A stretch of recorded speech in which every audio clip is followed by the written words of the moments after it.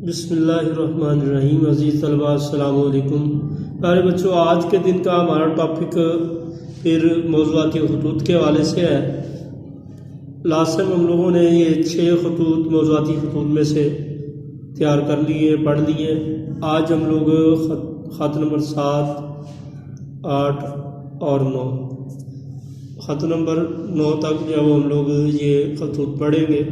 خط نمبر 7 ہمارے پاس اپنی خالہ کو خط لکھنے کے حوالے سے ہے کہ انہیں اپنے مکان بدلنے کے حوالے سے بتانا ہے، آگاہ کرنا ہے کہ ہم نئے مکان میں منتقل ہوئے ہیں، ہمارے محلے دار کیسے لوگ ہیں اور مکان کی صورتحال کیسی ہے، تو مکان کے حوالے سے آگاہ کرنا ہے۔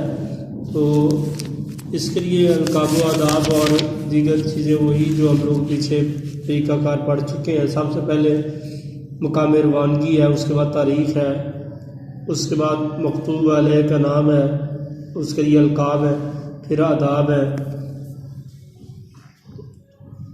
اور اس کے بعد ہم لوگ خط شروع کرتے ہیں۔ آپ کو یہ جان کر خوشی ہوگی کہ ہم نے مکان تبدیل کر لیا۔ ہم جس وقت گاؤں سے شہر آئے تو ہمیں شہر کے ماحول اور لوگوں کے مزاج کا علم نہیں تھا، اس وجہ سے عدم واقفیت کی بنا پر شہر میں ایسی جگہ گھر خرید لیا جہاں بنیادی سہولتیں نہ تھیں۔ لیکن اب ہم نے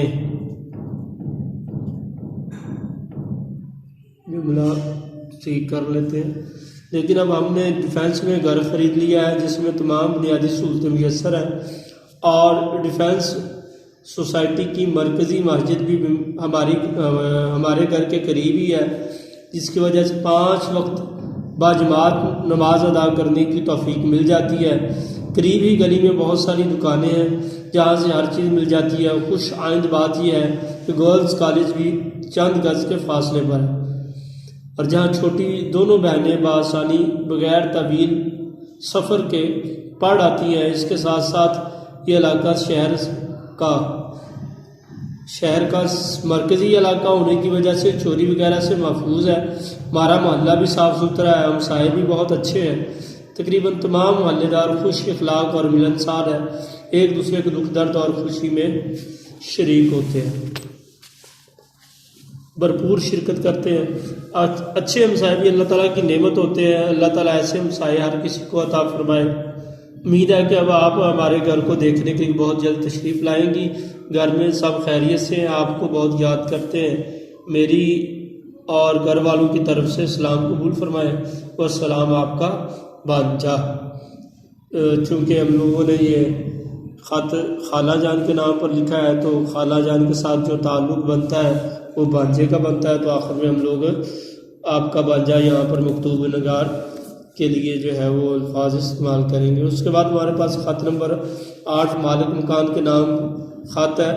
مکان کی مرمت کے لیے ان کے نام پر خط لکھنا ہے کہ مکان خستہ حال ہو گیا اور مختلف قسم کی خرابیوں کا شکار ہے، مہربانی فرما کر جو ہے وہ اس کی مرمت کے لیے وقت نکالیں اور اس کی مرمت کے لیے انتظام کریں۔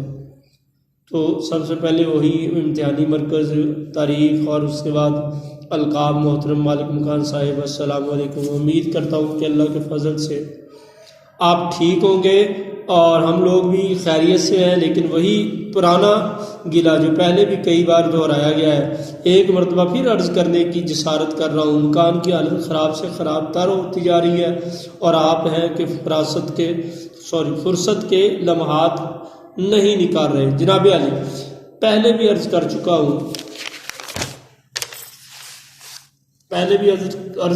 کہ مکان کا فرش ناکارہ ہو چکا ہے۔ یعنی اس خط کے اندر ہم لوگوں نے مالک مکان کو اس بات کے بارے میں باور کروانا ہے کہ مکان اس قدر قابل مرمت ہے کہ اس کے اندر رہنا ہر لحاظ سے مشکل ہو چکا ہے، اور چونکہ بنیادی سہولتیں ہی جب کارآمد نہ ہو تو مکان کے اندر رہنا کس قدر مشکل ترین ہو جاتا ہے، اس کے بارے میں بتانا ہے۔ دیواروں کا پلستر بھی اب گرنا شروع ہو چکا ہے۔ چھت پہلے ٹپکتی نہ تھی، وہ مسلسل بارشوں کے بعد اس سے اس نے بھی 2 مسلسل بارشوں کے بعد اس نے بھی اپنی بے بسی کا اظہار کر دیا، یعنی بارش کی وجہ سے چھاتی اتنی کمزور تھی کہ بارش کو برداشت نہ کر سکی اور اس کے اندر سے پانی ٹپکنا شروع ہو گیا۔ غسل خانے کا معاملہ ایک الگ قصہ ہے، باورچی خانے کی اپنی الگ داستان ہے۔ کیا لکھوں، کیا تحریر کروں؟ آپ نے پہلے بھی کئی بار مرمت کے بارے یقین دہانیاں اور وعدے کیے لیکن پورے نہیں ہو سکے۔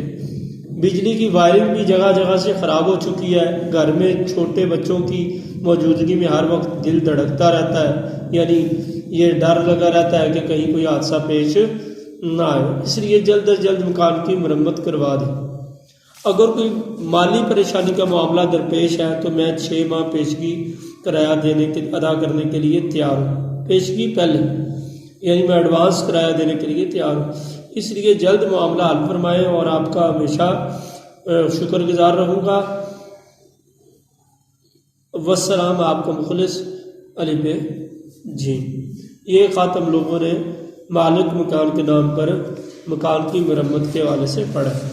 اب اس کے بعد ہمارے پاس خط نمبر 9 جو ہے وہ سوئی گیس کمپنی کے نام پر خط ہے اور گیس کنیکشن کے حصول کے لیے ان کے نام پر خط ہے۔ مقام روانگی، اس کے بعد تاریخ اور تاریخ کے بعد القاب و آداب۔ محترم جناب manager, Sui Northern Gas Pipeline Limited, السلام علیکم، امید ہے کہ آپ کے مزاج بخیر ہوں۔ نہایت ادب سے عرض گزار ہوں کہ ماڈل ٹاؤن کا رہائشی ہوں۔ میرا مکان 7 مرلہ اراضی پر مشتمل ہے جس کی رجسٹری میری اور میرے بھائی کے نام پر ہے۔ پورے ماڈل ٹاؤن میں پائپ لائن بچھی ہوئی ہے، یہ ایک عظیم نعمت ہے جو اللہ تعالیٰ نے پاکستان کو عنایت فرمائی ہے، چنانچہ تمام پاکستانی شہری اس بات کا حق رکھتے ہیں کہ وہ اس گیس کو استعمال میں لائیں۔ لہذا آپ سے درخواست گزار ہوں کہ قواعد و ضوابط کے تحت مجھے گھریلو استعمال کے لیے کنیکشن فراہم کیا جائے۔ میں آپ کو یقین دلاتا ہوں کہ تمام واجبات کو وقت پر ادا کروں گا۔ یہ واجبات سے مراد بجلی کا بل ہے، اور اس کے علاوہ اگر کوئی کمپنی کی طرف سے کوئی احکامات صادر ہوتے ہیں یا گیس کے حوالے سے کوئی مسئلہ آتا ہے تو اس مسئلے کی صورت میں اگر کوئی پیسے ادا کرنا کمپنی کی طرف سے، حکومت کی طرف سے ذمہ داری لاگو ہوتی ہے تو اس کو ادا کرنے کے لیے بھی تیار ہوں۔ اور محکمے کے تمام قوانین کی سختی سے پابندی کروں گا۔ اس قوانین سے مراد یعنی گیس جو ہے وہ کسی کو آگے نہیں دوں گا بغیر اجازت کے۔ ایک کنیکشن ایک ہی گھر کے افراد استعمال کریں گے، اسے آگے نہیں دیا جائے گا، یہ غیر قانونی عمل ہے۔ برائے مہربانی میری درخواست پر توجہ دیتے ہوئے گیس فراہم کرنے کے احکامات صادر فرمائیں۔ میری شناختی کارڈ کی نقل اور رجسٹری کی نقل درخواست کے ساتھ منسلک ہے، لافہ ملی ہوئی ہے۔ آخر میں والسلام، مخلص علی بیزین، مخلص لکھ دیں یا آپ کا مخلص لکھ دیں، دونوں طرح درست ہے۔ تو یہ خط ہم لوگوں نے خط نمبر 9 سوئی گیس کمپنی کے نام پر ہے گیس کنیکشن کروانے کے حوالے سے، اور اس سے پچھلا ہم لوگوں نے جو خط پڑھا ہے وہ مالک مکان کے نام پر خط ہے، مکان کی مرمت کے لیے، اور اس سے پہلے جو ہم لوگوں نے خط پڑھا وہ محترمہ خالہ جان کے نام پر خط ہے۔ خالہ جان کو اس بارے میں بتانا ہے کہ ہم لوگوں نے نیا مکان جو خریدا ہے وہ اس میں مکان کی صورتحال کیسی ہے اور اس کے ساتھ ساتھ اہل محلہ کا رویہ کیسا ہے۔ تو عزیز طلبہ، یہ 3 تھے خطوط جو آپ لوگوں نے تیار کرتے ہیں۔ انشاءاللہ نیکسٹ ٹاپک کے ساتھ پھر ملتے ہیں کل تک کے لیے۔ اللہ حافظ، السلام علیکم۔